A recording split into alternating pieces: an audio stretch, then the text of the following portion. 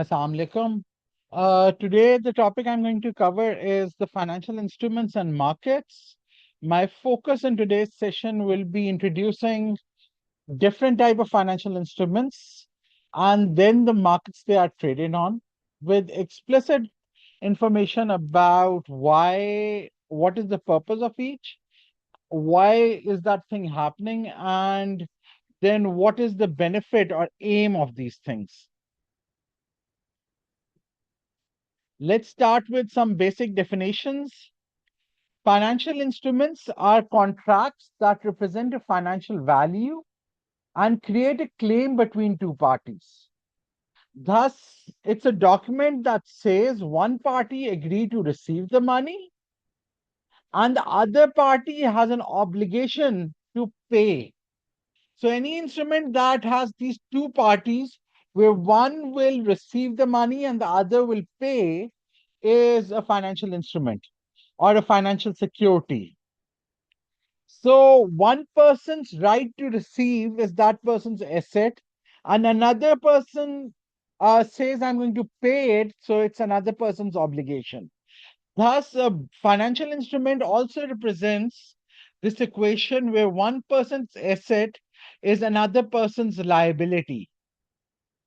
Examples of financial instruments include shares, equity ownership in a company, bonds or debt instruments, loans given to a company slash government, loans of any kind, bank lends money, or derivative instruments, value based on another asset. So from here we can see three distinct type of financial instruments. First, equity instruments, which represent ownership, such as the common shares and the preferred shares. They represent ownership and control. Shareholders are the owners. They have voting rights and can influence decisions during the annual general meeting, AGM, and board elections. However, payment to the shareholders or equity holders is not compulsory. And return types, shareholders will get dividends as well as the increase in the share value. Risk level, they have high risk because they are paid at end in case of bankruptcy and liquidation. Thus, equity is also known as residual interest. Residual means after paying all other people, whatever is left is for the shareholders or equity holders. Credit risk level is very low because there's no fixed obligation. Thus, traditional credit risk does not apply to shareholders or equity holders. Since ownership is perpetual, no one can forcefully take your ownership rights away. There's no maturity associated with shareholding. So, if we just consider that I'm going to buy a share, then the value of the share will be for all the perpetual dividends I will hold till infinity. As long as the company is working, it's paying dividends, I will get benefits from that company. The second type of instruments are the debt instruments. They represent borrowing and lending. Example includes bonds, debentures, and loans. The ownership and control does not exist. There's no ownership and no voting rights. Payment, on the other hand, is compulsory. Interest and principal has to be repaid.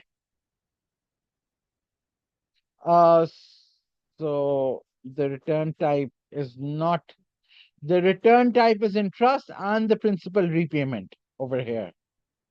Risk is lower than equity, but these are not usually risk-free. The priority is given in liquidation. They are paid before the shareholders. Credit risk majorly applies to this type of components because the other party can default on your payment, either the interest payment or the principal repayment. And usually these instruments are associated with a fixed maturity date. Bonds, loans have to be repaid within a fixed time. Derivative instruments, their value depends on underlying assets, example, options and futures. There's no ownership, usually not even of the underlying asset. Their payments is not compulsory for futures, it's obligatory for options. It's a right but not obligation. And the return is based on the price movements. The purpose is hedging, speculation, and arbitration. So we have looked at three types of instruments: the equity instruments, the debt instruments, and the derivative instruments. Now we are going to look at where they are traded and how the markets are defined in terms of the trading activities happening around them. So the first definition is primary versus the secondary markets. Primary markets are markets where instruments are issued for the first time. You can buy or sell to the company in this market. The company issuing the financial instrument is directly involved. So the purpose is for to raise capital for the companies. Ownership and control goes to the investors, and they go from the issuer to the investor. The payment flows to the company. Example, IPO and right issues. IPOs are first time offering of new shares to the public, also known as initial public offering. They are first time listing on stock exchanges, companies become liquid, public listed, and shares are available to the general public. The purpose of an IPO is to raise capital for expansion, debt repayment, and growth. Right issues are when company issues new shares, but to existing shareholders, not to the general public, but to the existing one. Only existing shareholders can buy, usually offered at a discounted price, and it's based on the current holding. More shares you hold, the more shares you are offered. So if the company wants to raise additional capital, they can go for IPOs. Right issues as well. And the third one is treasury stocks. When the company thinks that the current share price is very low, they can rebuy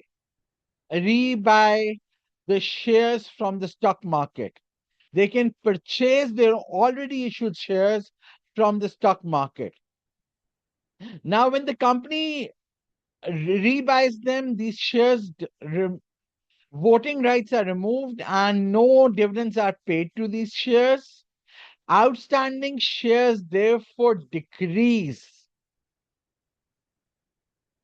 So these are the three type of activities that happen in the primary market. First, IPO, when shares are issued for the first time to the general market. Second, right issues, when shares are issued for the first time but to the already existing shareholders. And third is treasury stock, when shares are bought back from the public by the company. Then we have the secondary market. Secondary market, the focus is buying and selling between the traders. Company is not involved. The purpose is to provide liquidity. The shares become more tradable, and as the ease to convert the share into cash becomes easy, its price increases. The ownership transfers between investors. Person A sells, person B buys.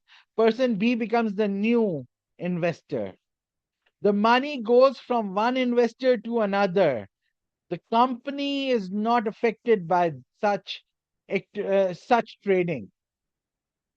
So person B gives money to person A, not the company. So primary and secondary trading focused on who was dealing. If the company is the one dealing, if the company buys the shares or sell the shares, then it's in the primary market. If the investors trade between themselves, then it is in a secondary market. Then we have capital and money market. The focus over here is the maturity of the instrument that is being dealt. If the deals are long term, more than 1 year, then they are said to be have taken place in the capital markets, such as shares, bonds, sukuk. Sukuk are Islamic bonds. Any such instrument which has life of more than 1 year, when they are traded, they are said to be dealt in the capital market. The risk level is medium to high, and the purpose is long term business expansion and financing. On the other hand, money market focus on short-term trades, less than 1 years. The instruments are typically treasury bills, which are government short-term bills, commercial papers, and certificate of deposits. All of these are less than 1 year, most probably 3 months, 6 months instruments. Their risk level are lower than those of capital markets, and the purpose is to provide liquidity, quick cash flow. Now, the markets which exist in Pakistan. So in Pakistan, we have the Pakistan Stock Exchange, PSX. Is it a capital market or a money market? The answer is it's primarily a capital market. It deals with long-term instruments like shares, bonds, term finance certificates, and sukuks. It is not a money market. It does not deal with short-term instruments such as T-bills, or it, uh, yeah. Those things are handled by banks and State Bank of Pakistan. As far as primary and secondary market goes, Pakistan Stock Exchange is a primary market because you have IPOs and right issues over here, while it is also a secondary market, and that's its main function because daily investing, daily buying and selling happens on the between traders happen on the Pakistan Stock Exchange. Pakistan Mercantile Exchange, PMEX, it focuses on commodities, future contracts, and financial derivatives. So it's a commodity exchange and a derivative market. Banks are the main players or intermediaries for money market. Banks themselves are not a market, but the main participants. The money market is a system. Banks are the largest and most active participants in that system. The regulators of markets in Pakistan, we have the State Bank of Pakistan, which regulates the money markets, supervises the banks, controls the interest rates, and give monetary policy. Then we have the Securities and Exchange Commission of Pakistan. It regulates the capital markets. It supervises the stock market and the mercantile exchange, and it oversees and regulates the registered companies in Pakistan. Now, registered companies, uh, a registered company is any company that is legally incorporated under company law. It is regulated by the Securities and Exchange Commission of Pakistan. Key features include it legally exists in Pakistan. Ownership is limited to founders and private investors. Public trading, shares are not publicly traded. And the disclosure requirements are lower compared to listed companies. Listed companies, on the other hand, are companies whose shares are traded on the stock exchange, can be bought by anyone in the general public. So a listed company will be listed on the Pakistan Stock Exchange. It must be public company, shares available to the general public. Ownership, widespread ownership, because anyone can invest in the company. Shares are freely traded and the disclosure requirements are very strict.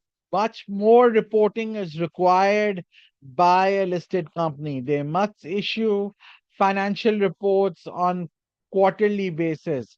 They must give an annual report